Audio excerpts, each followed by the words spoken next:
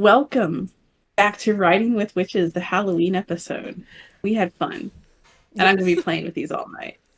Yeah, I'm definitely going to be messing around with these fangs and just scaring my children. Anyway, if you haven't been to our podcast before, we are two witches who like to talk about writing books. Well, books right now, maybe something else later, but who knows? Right now, we're just focused on books. My name is Leona Urbanski. I'm a debut author with my first book coming out early of next year, and my co-host is. I am Nicole Autumn. I have 3 books currently published. They are my Secret Society series, and my 4th book should be coming out at the end of this year. So excited. And this is very fitting for what I'm writing right now. As a heads up, a little spoiler, or not a spoiler, but like a Easter egg? I don't know what Tease. that would be called. You're just a tease. Yeah, a tease. I just got fake blood on my finger. Well done. Yeah. So, anyway, so today we are talking about quality of your books versus the quantity of your books and how this can benefit or hurt you. But before that, book news. Do you have any special book news tonight? Um, the only book news I have is that I am now officially 25 chapters into revisions, and I Very have nice. roughly 24 more. So I am officially halfway point. But I'm sure there's going to be added scenes, so possibly not yet. Now that I think about it. That's fair. Yeah. But other than that, no news as of yet. As of yet. Yeah. And you? All right. I officially hit 20 chapters today. I know it says chapter 15 at the bottom of it. That's because I have interludes and stuff. It is actually a full 20 chapters. So I have reached officially past the 1/3 of rewriting this entire flipping book. It's taking a while, but it's going to be worth it. And the last chapter I did was Druce after his talk with Brenna and the brothers and him going back to the Belfry and confronting Stennis. So that was I'm fun to excited for write, that. not gonna lie. I will be reading it later tonight after we are done. Because I saw that you sent it, but then I was like immediately like, oh, I got to get makeup on and it's our Halloween episode. So yeah, I'll be reading Oh, that later. totally fair. You're gonna read the extra smut I sent you too, I hope. Yes. That's right. Yeah. Mm-hmm. I will be. Anyway, um, so no, Cat, you're not getting on the desk. Because he will just shove his butt into the camera. I know he will. And you can't show that for free. No, I gotta put that one behind the paywall. Oh yeah. All right, so do you want to talk about what we mean by quality versus quantity, or do you want me to? I can if you want. Go for it. Nope. So when we say quality versus quantity in terms of books, right? We're talking about, do you take the extra time to create a quality product, or do you focus on getting as many books out there as quickly as possible? And that means you're maybe lacking in that quality aspect. So it's like, do you push more books, or do you focus on giving a good book at the end of the day? That's what I think of quality versus quantity. No, I agree. And I mean, inevitably, the conclusion we're always going to come to is find a happy medium. But Yeah. we are going to talk about kind of the two extremes of this quality versus quantity debate. And I think this is always something that people have kind of debated, and it amuses me because some of the greatest writers that they consider it, like Charles Dickens. He was a serial author who was literally paid by the word. He wrote as much as he could. He didn't give a shit about quality, right? He's He like, I'm just just gonna wanted to put get it out anything. there. Yeah. And he's now termed as one of the greatest authors of England. And it's just like, so I feel like sometimes people forget that, and I mean, we'll talk about this again later. I'm kind of going off on a tangent here. Um, It's okay. yeah, quality versus quantity. Yep. So in that, we'll talk about quantity first, right? There are perks and like pros and cons to both, right? So with quantity, you get that long bibliography. You get that in the back of the book. You have all your other works that people can look at and buy. And with that, more money essentially, right? That's one of the perks of having a long bibliography. So that's one of the big ones. Yeah, and I think about romance authors is the person that comes to the top of my mind with this kind of thing, because inevitably if you look at a romance author's bibliography, there's there's at least 10 books on there already. And it's amazing, and I think that's why I'm not saying all romance authors are in that category, but I also think that's why a lot of people like to refer to romance as trash, which is not true, but that is the kind of public opinion when it comes to that genre. And it's not fair, but I think sometimes it can be true, because it's definitely they are the ones that tend to have the longest. I mean, there's exceptions to the rule, of course, but Yeah. that's the genre you're going to find most often that has, 10 pages of bibliography at the end of their books. Yeah. And I feel like in romance, you find more writers that do smaller books. So they are able to pump them out quicker. So they're in that, 50,000 possibly novel like word count to 10,000. So like novella to, they're in that middle point where it is easier to get more work out to have that long bibliography. So I can see what you're saying, because I feel like if you look Yeah. at fantasy or sci-fi or horror, it's completely different. Especially fantasy. Like, oh my God, the way some of them are so long. Just one book itself could be like 700 pages, like we're reading. How do you write 10 books, 11 books, in 3 years? That's nuts. Yeah, for sure. And it's it's crazy. Some is, and I also, the other genre that I just thought of that has this kind of going into the next point of subject, it's a short turnaround with like a series of books. Um the kids middle grade short series. Yeah. First one I'm thinking of is Animorphs, but there's also Goosebumps. There was Babysitter's Club. There was Dear America. yeah. So Yeah.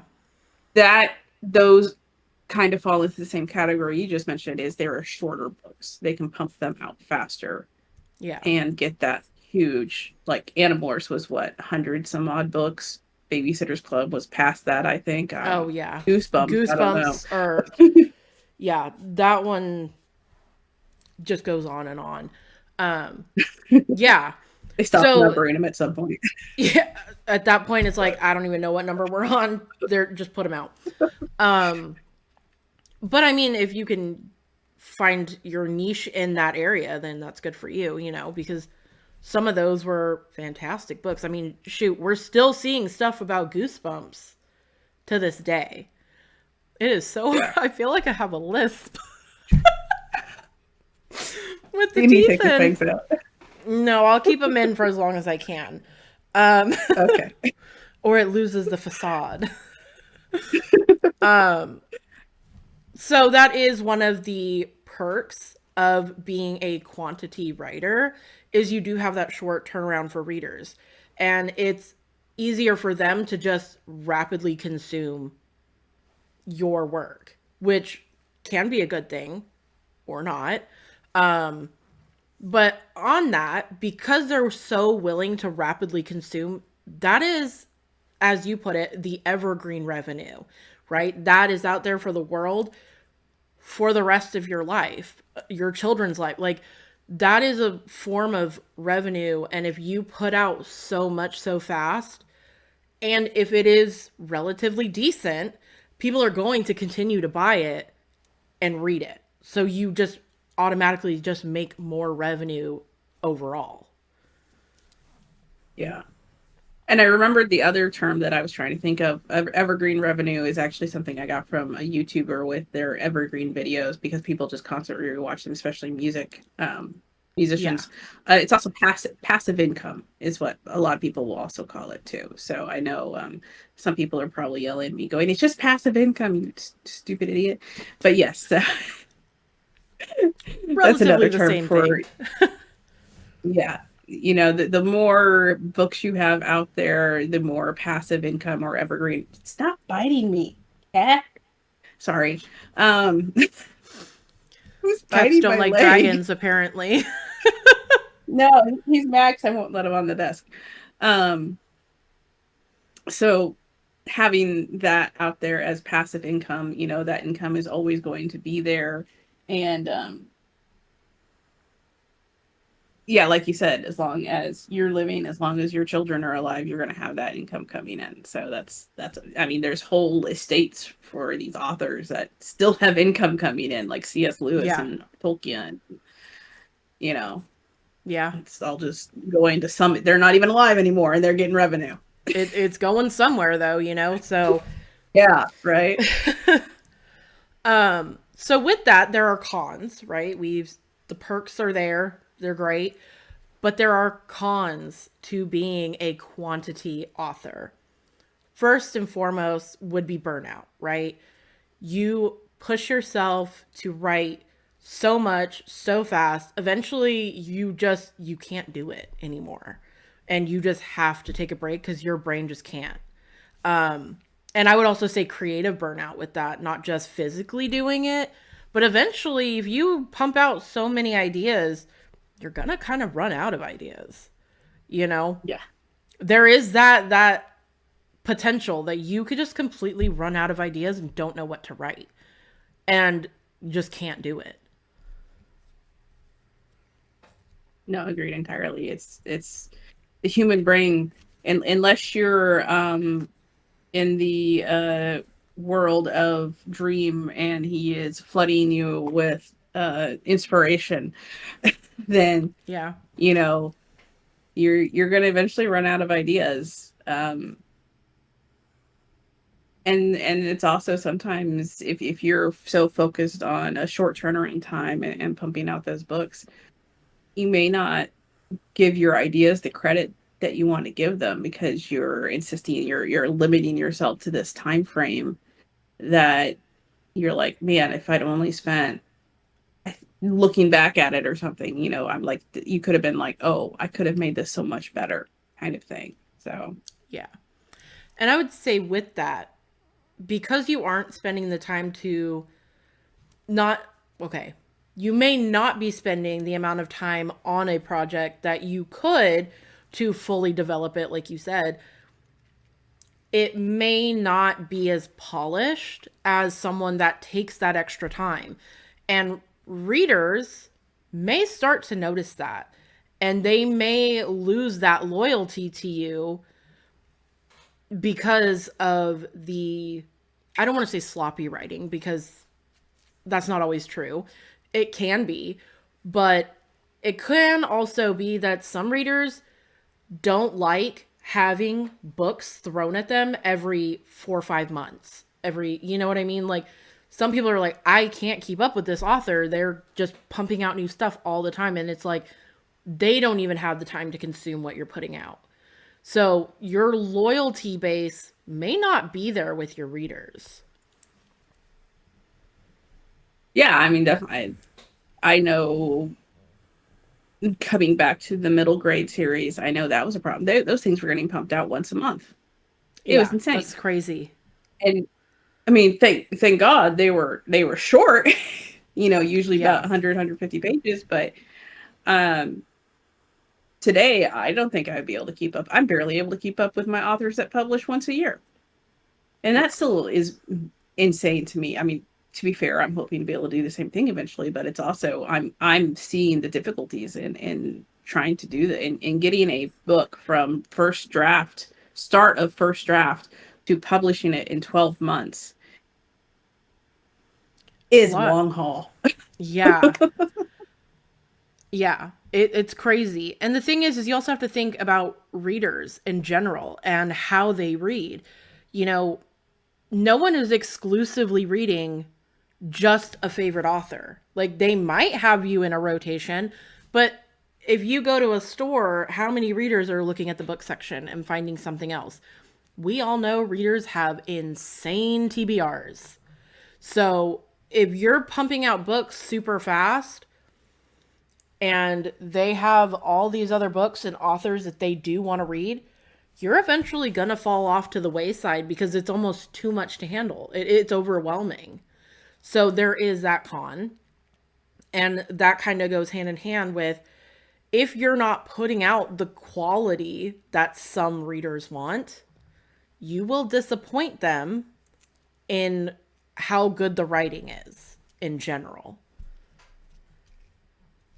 The biggest example I can think about that, and I have not personally read these books, this is something I heard through the book community, was the second book, the sequel to Fourth Wing. I think it's called Iron Flame by Baruch Yeah. Fierro. I heard so much shit about how fast the turnaround time was between the original book and the sequel. And Yeah. I heard various things. I did not read it myself. I I didn't just either. had no interest in it. But I heard it was badly edited. I heard it was badly written. I heard it felt rushed. And everyone was attributing it to that very short turnaround time. And I think it was like less than 9 months because I think what happened, I'm guessing this is what happened just off of what I've heard, is that Fourth Wing blew up in a way Yeah. that I don't think they expect, because she has a bibliography already. She has not blown. This was her first, big viral bestseller. Yeah. And I think personally, and this is just my opinion, I have not read this anywhere. I have not heard the publisher saying anything like this. I think they panicked. And I think they said, shit, we have to get this sequel out to keep on this steamroll. Yep. And that backfired badly. Now, she still has a pretty loyal reader base as far as I understand it, because a lot of people were excited for the third book, which I don't remember the name of. I don't know either. And I think that one's out already too. And so, I mean, it didn't backfire on them so badly. They lost the reader base because she has an insane fan base for these books. Yeah. Insane as in large amount, not that they are insane. No. Yeah, no. I mean, it's like widespread, like how many readers. Yeah. So, Uh, from go ahead. Sorry. no, it's fine. Go ahead. I was about done. Oh, I was just going to say that I know with that particular instance with Rebecca Yarrow and Fourth Wing, it was like Fourth Wing came out, and I believe it was like, I want to say it was like 6 months later, they already had pre-orders up for book two. So like it had come out, and then 6 months later, there was a pre-order for book two, and people bought a whole bunch. I looked like a chipmunk when I did that. I have these fangs. Oh my god. You're a vampire. I don't know how people wear these in movies and somehow make it look sexy, because right now I feel like I got props to actors that deal with this, because I don't know how they do it. I feel like I looked like a buck-toothed kid with their front teeth missing. No, now that image isn't going to leave my head. I was going to say, to be fair, they probably have higher quality. They do. They have Yeah. like the retractable ones, and like, yeah, they have better ones than, the $3 Walmart version. Or the Van Helsing, they're just digitally inserted when they're growing, which is still fucking hot. But Yeah. But yeah, so the Rebecca Yarros thing, they very much capitalized on the popularity of it as quickly as they could. And a lot of people, like you said, absolutely hated Iron Flame. And then there are people that are so loyal to it that they don't care if it was bad. They love it. And I'm like, I don't know.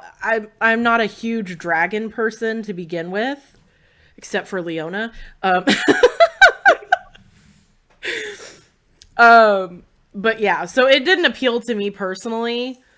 But yeah, the disappointment to readers is there. So yeah, for sure. So that would bring us to our witchy tip, which is meditation. I'll let you take this one and start because I haven't meditated in probably a good 6 years. It's pretty rough. I should probably do that more often, but I haven't. Well, first thing I'm going to do is reference back to one of the resources that we listed in our resources episode, the Tobin Blake book of 100 guided meditations. That is just a fantastic, in my mind, place to start because no matter neurotypical or neurospicy, he's got something that will help you.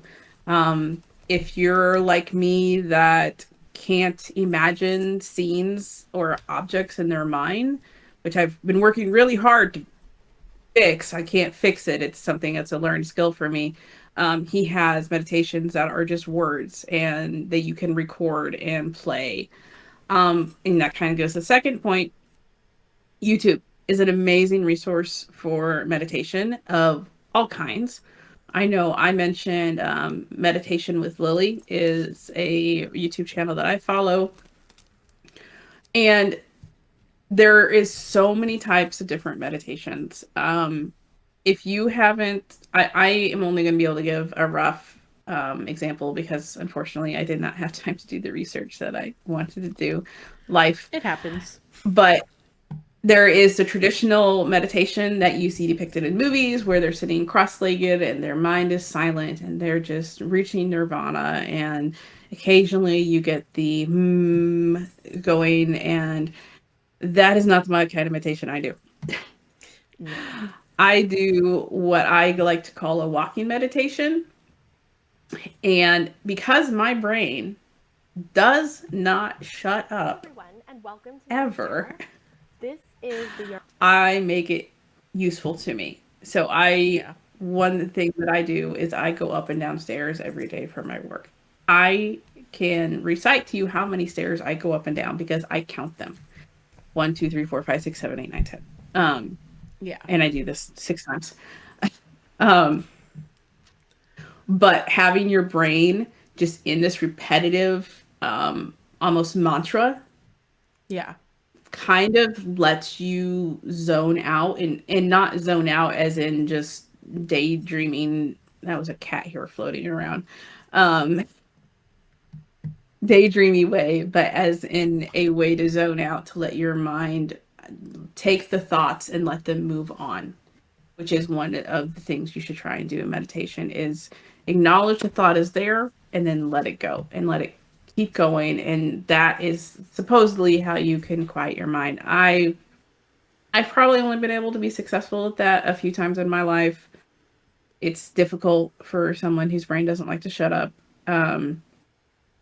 So to me, those are the two main kinds of meditations. The silent sitting meditation where you're just focused on your brain and your body is still, or the moving walking meditation where you're using that movement to distract your brain so that you can let it flow. It's hard to describe. And like anyone that's actually tried to do meditation and been able to reach that state of emptiness,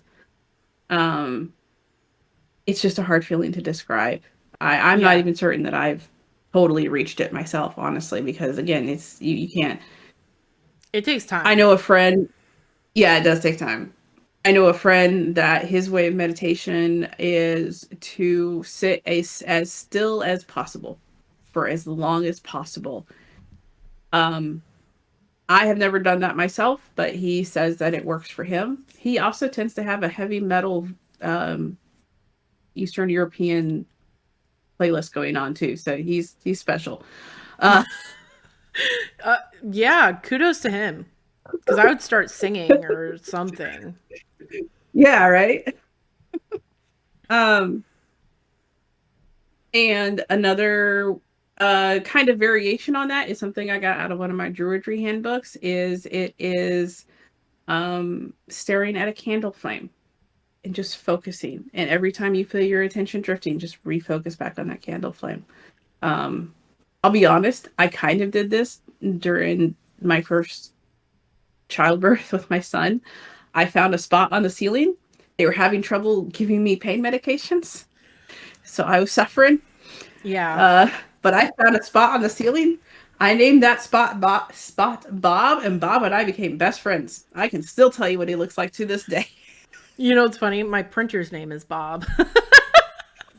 I love it. So yeah, it's just one of those stains on the ceiling that you don't know how it got there, but it was there. It got me through until they got the pain medication in me. Yeah.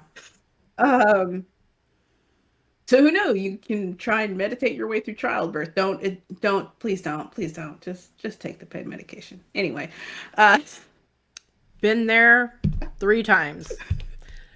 I took the pain meds. Oh my God. Yeah. So it's amazing what does and doesn't work. And again, it's our second tagline: do what works for you. Yeah. Experiment. That is why I recommend that book. That's why I recommend going to YouTube, finding these different ways to meditate. It is not a vital part of witchcraft. Honestly, meditation for me comes mostly from my druid side of things that I do, but I do know a lot of witches that do meditate and that use it, especially when it comes to deity work, because that is often how they meet with deities and receive messages from them. But again, if it's something you want to try it. Are you going to be perfect at it the first time? No, I really, really flippin' doubt it. But who knows, I guess. Yeah. But again, if you find it's not for you, well, that's fine. It's not for you. It's not a vital part of witchcraft. And again, honestly, for me, it does come, like I said, more from the druidry side of things than the witchy side of things. And I've been kind of rambling on, so I'll shut up and see if you wanted to put any of your 2 cents in. So I had a lot of trouble silencing the mind of meditation too. I was able to eventually get to that, but I started with guided meditations. So on YouTube, where they're basically walk you through the steps of like really being in your body, feeling everything, and then just imagining not feeling anything at all. Which, let me tell you, that is a weird feeling, to just be like, okay, think about like the tips of your toes, and now you're so relaxed that you don't feel them, and you're like, whoa, how did that work? It's trippy. But when you get to that state of relaxation, it is so easy to let your mind just kind of wander. And the thing is they don't tell you like, okay, they tell you to empty your mind, but if your mind wanders, it wanders. Like, kind of just let it go. Like you said, it's fleeting thoughts. Like, once it comes, you let it go.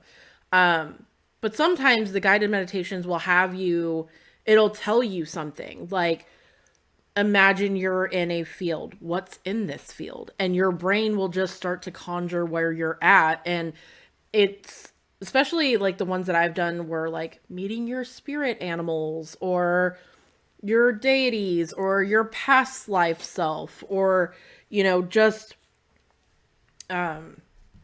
any one of those.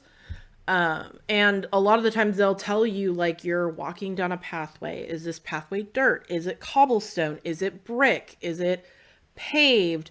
Like, and it's this process of forming and thinking, and your body just falls into this state of relaxation and learning things about yourself.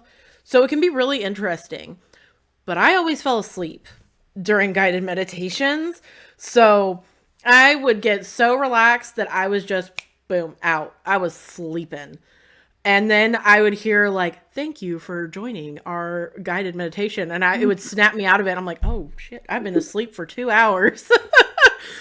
So guided meditations are also very good for getting you through the steps of winding down your mind, becoming relaxed and in that state where your mind, it can drift or empty. So I would say guided meditations if you're not used to it. And like, I think I said one on a different episode of ones that I followed. I want to say there was a guy named like the Stevenson effect or something like that, or I can't remember, but I know his name was like Steven or Stevenson, and it was like a whole page of meditations. And then there was like 2 dudes that did it together. It was like I can't remember. And then there's like a divine, I can't remember for the life of me. If I find them, I will link them below for you guys. 'Cause they had a lot of really interesting meditations. So I would say guided meditation, or like you said, the active moving around. 'Cause some people need to move. I'm not me. I can just lay like a dead person and I'm good. Like, just leave me here. That's fun all day. Yeah. So it just, depending on what works for you, try a little bit of everything until you find what works. And I will also kind of put my always warning when you are searching for something new on the internet, and especially on YouTube, just be careful also. You might want to like preview a little bit of whatever meditation you decide to try, just to make sure it's not going to send you a path that you don't want to go down. Yeah, So, you don't want to be on like a keep bad that in trip. mind. I mean, without the drugs. I Like, mean, sometimes it could be a little, you don't know where your mind might take you. Yeah, that exactly. And sometimes you don't want to see that side of your brain. Trust me, I know. Yeah, been there. It's a scary place sometimes. Yeah. So just be careful, just be cautious, Yeah. maybe start short before you start really diving into those 2-3 hour long ones. Yeah. Or you end up taking a nap like me. Hey, it's best rest you ever had, I bet. It was. Those were some dang good naps. Total relaxation. Alrighty. So now that we have talked about meditation, we can jump back in to the quality versus quantity discussion. So now we're talking about quality. Okay. And one of the main perks, I feel like, is finding that loyal reader base. If readers love your books, they will be willing to wait. If they know what they're going to read is that good, they're willing to wait for the next one. Like, they will wait. I mean, hello, R.R. Martin still has fans waiting for this book because they loved what he did right. But he will also be used as another example later on this topic. So that loyal reader base, you can't replace that. Like, having readers that will, read the book, read it to their kids if it is, child friendly enough, or when they are adults, hey, this author is really good and they recommend them. They're my favorite author. I've read them for years. Those loyal readers will spread the word about your books. And that is ultimately what you want.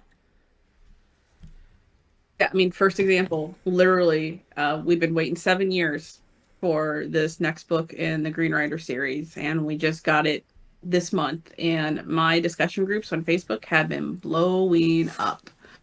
Like, I don't have a copy of it yet. I'm waiting for my signed copy from the bookstore where she signed them, but it is insane. And I love it. I love being a part of this community. But like you said, we've been waiting. I could be wrong. I could be wrong on how many years it's been, but I want to say it's been 7 years that we've been waiting for this next book in the series. And it's crazy. And there's been kind of some stuff in between to help us get through it. She's released a few short novellas, but you know, we're still here. We are still waiting, and we know there's another book coming. So as soon as this one's done, we're gonna be waiting for the next one. And it doesn't matter how long it's gonna take. We're gonna be waiting. Yeah. And with that, you're not flooding the market or you're overwhelming your readers, right? They've got that anticipation. They're waiting for it. They are excited. Like you said, your Facebook group was blowing up. So that anticipation from readers and knowing that people are like, oh my God, I have to get my hands on this book. I'm not going to lie. That would be a great feeling as an author, knowing that you have that loyal reader base and they are like anxiously waiting for it. And you're not overwhelming them. Like, they're like, I will drop everything I'm reading for your book when it comes out. So, and again, not flooding the market. So your book isn't being pushed everywhere. And they're like, oh, well, I've already seen this. They just put a book out last month. Why am I going to read this one? Or, you know what I mean? Like, I've seen those authors where I'm like, didn't they just release a book like not too long ago, like 3 months ago, 4 months ago? I'm like, I don't know if I want to read this one, you know? So there is that caveat with this as well. Yeah. You pretty much said all I was going to say is straight up, you're not flooding the market. You're not overwhelming your readers. Your readers have plenty of time to read and reread and reabsorb. And another thing that I know is really popular with a long series is when we know that next book is coming out, we go back and we reread that whole series. So we have it all memorized and ready to go for that next book. So you're not Words. Words are hard. You know that people are going to have the time to go and do that and reread that series so that they are all caught up and they know what just happened, especially if it was left on a cliffhanger. Yeah. So they know what's coming up in the next book. So that is giving them that time to do that. And I will say on that is, if that is the case, right, and you do reread a whole series all over again, if those people are in bookish spaces, they're going to be talking about your book again. They're going to be like, oh yeah, I'm rereading this series because the new book is coming out next month or 2 months from now and it's been 2 years or whatever. So I'm really looking forward to it. So that's another opportunity for your book to be shown again because people are rereading it again. So if they're doing book reviews or they are, you know, making bookish content on TikTok or Instagram or YouTube, you're getting those views again because you have another book out and they've had to wait for it. So they do have that time to reread. That was just something that kind of popped in my head when you mentioned rereading a whole series. Because I know my friend Jordan, who has read my books, when I told her that the book was coming out this year, she was like, oh my God, I go reread everything again. And I was just like, that's nuts. Why are you going to reread everything? Like, that's crazy. But she does. She's one of those people that reread the series before a new one comes out so they can have all the information fresh in their head. Yeah, and I know I'm kind of harping on the Green Rider thing, but like I said, the book literally just came out a few days ago, so it's really fresh in my memory. But the woman that was the model in the art books for Kerrigan is on TikTok, and the author herself has been sharing these TikToks that the model has been making, and it's just like, don't have time for a reread? I got you. And she is giving a summary of every single book, and it's flippin' hilarious And I love it because I'm friends with this woman. I've sent her little gifts that are related to the books, and she's using them as little props in these Oh my videos, and I gosh. love it. Um, so yeah, you're gonna get this new content. You're gonna get new people. You're gonna get new readers because you're reaching more people. This is probably going to a new audience. Like it's the unofficial street team basically. It's like read the Yeah. book. Read. I have a friend that is in the Green Rider community, and I love her for this. She will go to Barnes and Noble, and in the fantasy section, she will take a Green Rider book and do the facing. So that's one of the things. You know how they have the books facing forward, so you can see the cover. Yeah. She will take the other book out, put it into the regular stack, and she'll take a Green Rider book and put it so it's facing. And I'm like, That's I've funny. seen her do it, and I crack up every time. But it's amazing what loyal fans will do. Yeah. That they'll think of doing. I never even thought of doing that. I'm like, oh, that's a good idea. It is, because a lot of the times spines, can only draw so much attention. It's the front cover that you want your readers to see. So Yeah. the next point being, if you take more time to write, you're less likely to get burnt out because you are taking that time and those breaks in between when you need them. There's times I can sit down and write for 3-4 months straight, and then my brain is like, okay, we need to take a break. And I can do that because I don't have books coming out every 6 months. Like, that would be nuts. Holy moly. So when you do need that break, because you are working so hard on something, you can take it and know, okay, well, I don't have a set deadline, or I know that this book is going to take over a year. I can take that break when I need it. And you're less likely to have that overwhelming burnout to where you don't do anything. Yeah, no, for sure. It's you're better able to pace yourself. You're better able to give up. Ugh, sorry. The lisp was driving me Fine. bananas. For those who been- aren't watching, yeah, she just removed the fangs. I have been defanged. Where was I? Okay. Oh, right. Sorry. That's fine. It was just anyway. You can take those. You can schedule your breaks. You can be like, okay, I can work on this for 5 days straight, and then I need to take a break. I can do another 4 or 5 days, then I need to take another break, and you don't have that pressure of that deadline just sitting there watching you. I mean, it is still, but it's further away. It's not directly outside your window. It's across the street and 2 blocks down. You know what I mean? Yeah, exactly. I mean, it's going to get closer eventually, but Eventually, but they're creeping pretty slow. yeah. So yeah, it's definitely going to help keep you from having that burnout and from not only in just the physical sense or the mental sense, but also, like you said, the creative burnout. You're taking your time with these ideas. You're really putting the polish on them. You're making sure that everything is going well. Like, if I hadn't taken as long as I'm taking on Fire Magic, there's some things that are going to be coming out that weren't in the original version. Thank you for that, Nicole. That I took from my beta readers. Yeah. And I'm like, that was a very good point. And if I had originally published Fire Magic the way it was originally written, we wouldn't be getting some exciting new details coming in. So, Very exciting. and Nicole wouldn't have the extra smut. Yes. I live for the smut. You really do. I do. It's just, there's something so good about it, Especially when it's well written and the characters have like legit chemistry. Chef's kiss. Beautiful. So yeah, and so you're not getting that creative burnout as well. And the joke about writers is we have project after project after project.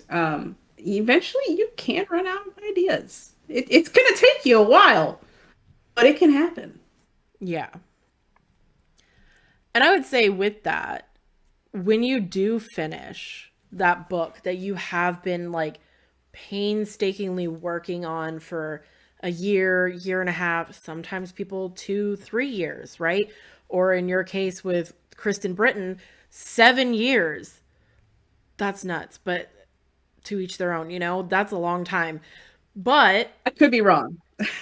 you could, yeah, okay. So, all the more point being, when that book is done, the satisfaction that you feel knowing that you put the best quality effort that you can put into a book and it's polished and you believe like, okay, this is as good as it's going to get for me and I'm just going to put that out there. The finished result is just going to feel that much better knowing you worked so hard on it. And then, readers are going to pick up on that. If you produce something that is really great and you took your time on it, they're going to notice the little tiny bits and pieces that you put in and the little extra effort here or with your character development or, your sentence structure and the way you wrote things. It all leads to a polished, finished result that will bring that loyal reader base, that will bring in all that good stuff. You know what I mean? And just the satisfaction alone, like, oh, knowing you finished a book. Yeah. I'm going to correct myself real quick before the greenies come after me.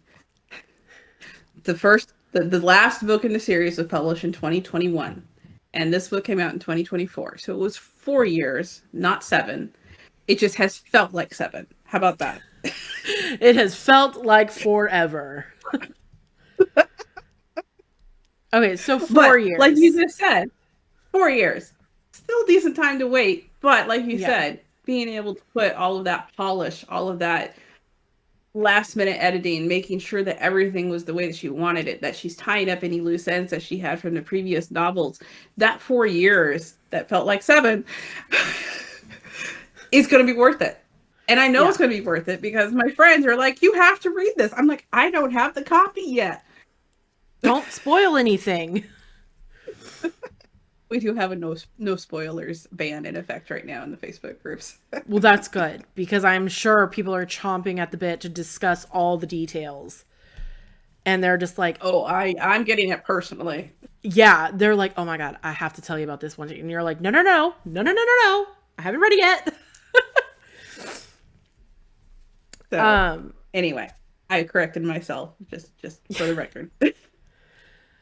Yeah. So, and then there are cons to being a quality author versus quantity.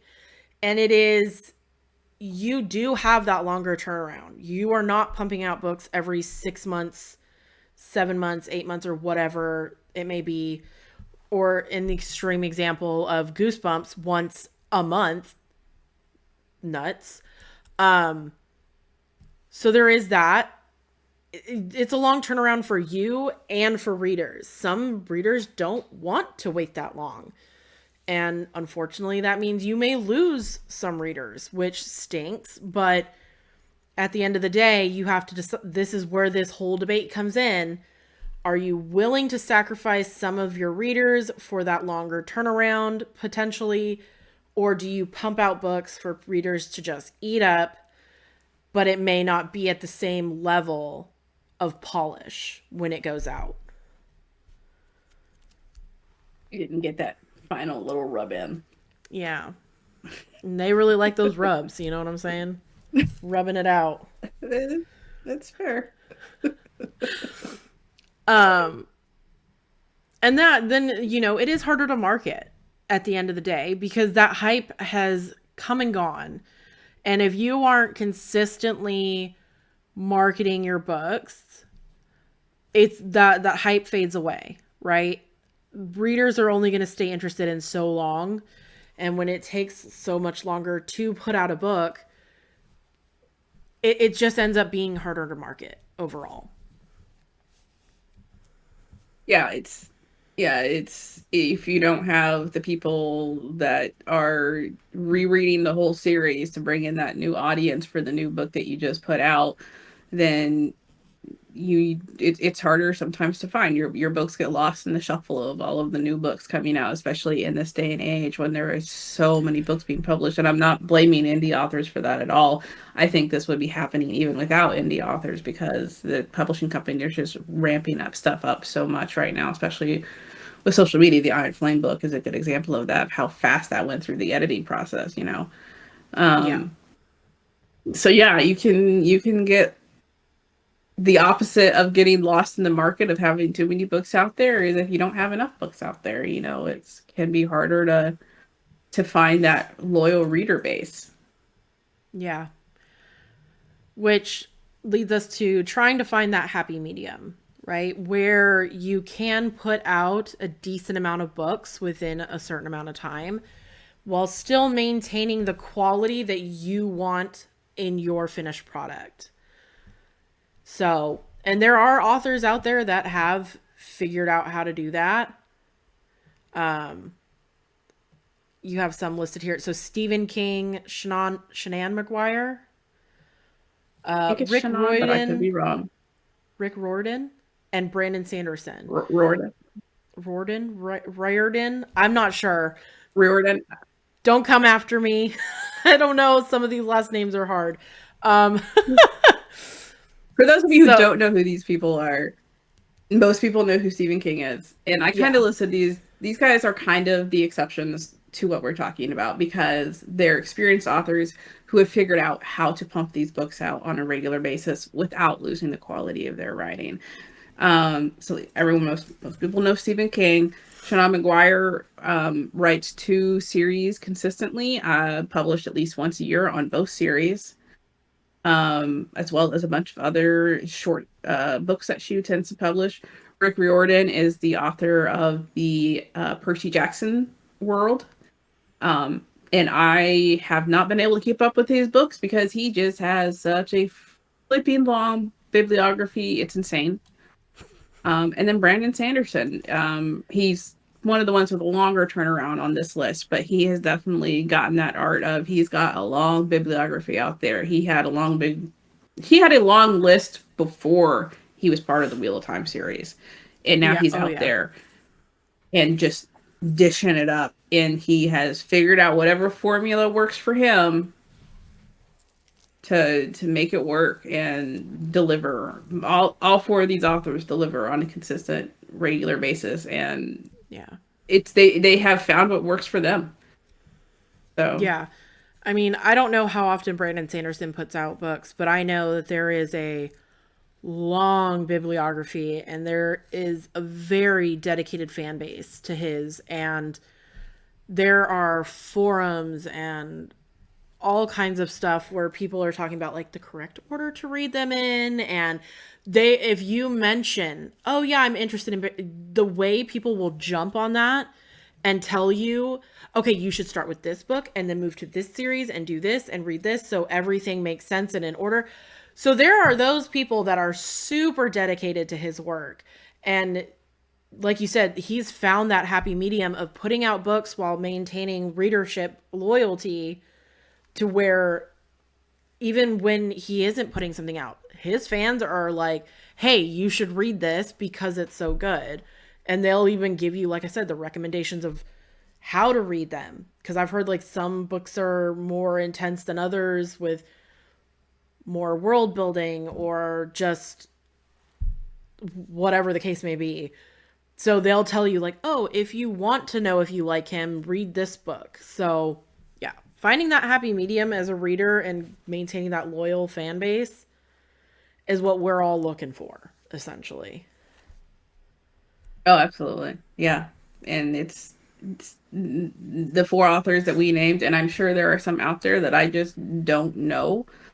One that I think of, Mercedes Lackey. She puts out books on a fairly regular basis, and she's got the Valdemar series, the Elemental Masters series, the Diana something series, that I'm not able to personally keep up because I also started late. So I Going want to back and say, rereading all of that. yeah, I want to say if you're thinking like dark fantasy, like romance or paranormal, I would say two that are very popular that do put out books, I would say on a fairly regular basis, would be like Sherilyn Kenyon and like J.R. Ward. Those two are very well known authors that still continue to pump out books fairly, I don't want to say like fast, but on a regular basis. And they have multiple series going as well.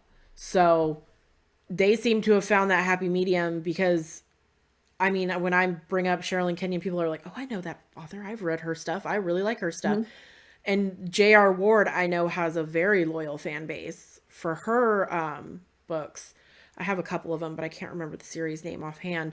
So, you know, when you find that happy medium, it's like, what's that word? It's like you get your cake and eat it too, you know? You get that happy medium. Yeah, and we can't tell you how to do that. I mean, everyone is going to have their own way of doing things, their own way of writing, how long you can work without burnout, how many words you can write a day, how many ideas you can have running concurrently at the same time and still be able to keep track of all of them. That's just not something that anyone can tell you how to do, unfortunately. You can get advice, you can, and that's why we're here. You can get advice, you can get ideas, you can get tips, but finding that happy medium of being able to consistently put books out on a regular, whatever regular means to you, basis, while keeping the quality that you want, is something you got to figure out. I've got to figure it out. Yeah. Nicole's sort of got it figured out. That's up for debate. But I will also say, writing with witches, come for writing tips, stay for book recommendations. Yes. So that would bring us to our book reviews, which unfortunately I did not have a chance to finish a book this week because I was trying to focus more on writing. So That's book fair. reading was not as often as I was liking. So do you have a book review? I mean, I may have finished 2 books this week. Oh my gosh. No, I'm just You're making me look bad. It's not on purpose. I'm sorry. I know. Hey, it works to your advantage. I read your stuff really fast and give you feedback. Yes, you do. I cannot complain. At all. Even if it does make me look bad, because I apparently am nowhere near as fast as you when it comes to reading. Not a lot of people are, to be honest. So, You're like, I am just in my own league there.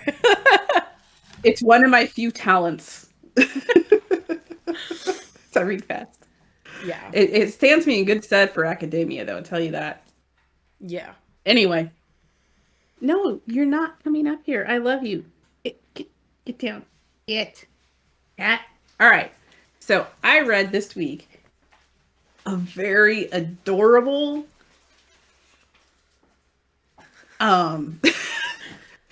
For those who are not watching, she is continually fighting off her cat. Who wants attention. He's gonna bite me in the leg again.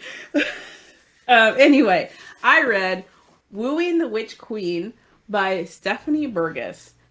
And first of all, if you aren't watching this, you need to go look at the cover art because I love this cover art. And I actually specifically literally got on a call with Nicole the other day just to show her this cover art because it's nice. Actually a woman. It's not a stick. Yes. She has a waist. She has the curves. So anyway, very cute. So Wooing the Witch Queen is, I already forgot their names. So Queen Saskia is the witch queen that we are talking about here. And she is ruling her kingdom after deposing her wicked uncle. Her wicked uncle, unfortunately, is still alive. And she meets Fabian, who is actually her arch enemy, and she doesn't know it because she's never met him in person. And he is actually running away from his uncle, who was really, really horribly abusive. And he is just trying to find someone that will stand up to his uncle. And Queen Saskia has been a thorn in his uncle's side. So Fabian, Felix, I think is his actual name. I'm sorry. Felix says, this is the one person that can protect me. So he goes to Queen Saskia to get her protection. And through a lovely series of misunderstandings and faux pas, Felix/Fabian becomes her dark wizard librarian. Which he loves this job. But he also knows that he's her arch enemy and she doesn't know it. It's adorable. It's so... For a wicked witch queen who is part of a trio called the Queens of Villainy, it's a very wholesome book. I love it to dearly. And there is a tiny bit of smut. There's absolutely no question they slept together, but it's also still very vague. Yeah. And you're like, wait, that went really fast.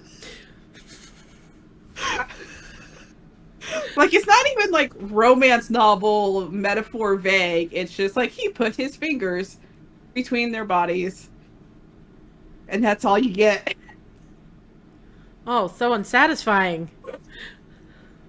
It was a little unsatisfying, I'm not gonna lie. But That would have made me mad. It's like, oh my gosh, if you're gonna give me something, don't just give me that.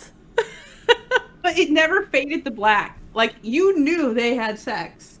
Yeah. There is no doubt in your mind, because it never faded to black. The whole scene was out there, but it was very fast and it was very vague. He stuck it in and then we finished. It's like, okay. And basically what happened, yes. Are you going to get off my lap now? No? Okay. So it was very cute. There is a sequel coming out called Enchanting the Fae Queen, which is about one of the other queens of villainy that is mentioned in this book. I'm not sure if I'm going to enjoy this one as much. I think I'm going to enjoy the third one because this is going to be the Ice Queen. I think is going to be the third one. So we'll see. Stephanie Burgess, good author. Don't go to her if you want smut. Go to her if you want a cute, fun, wholesome love story with a wicked queen as the central character. So that has really good cover art. Yeah. That is my That book cover art review is for this beautiful. week. Yes. I'm really looking for, if nothing else, I will probably read the second book just to see what happens so that I'm caught up for the third book. Has the third book come out yet, or is it? The second book is not out yet. I think the second Okay. book is coming out next year, I think, 2026. So I'm probably Gotcha. just going to keep an eye out for it. I don't think she's independently published. She's published by someone called Bramble.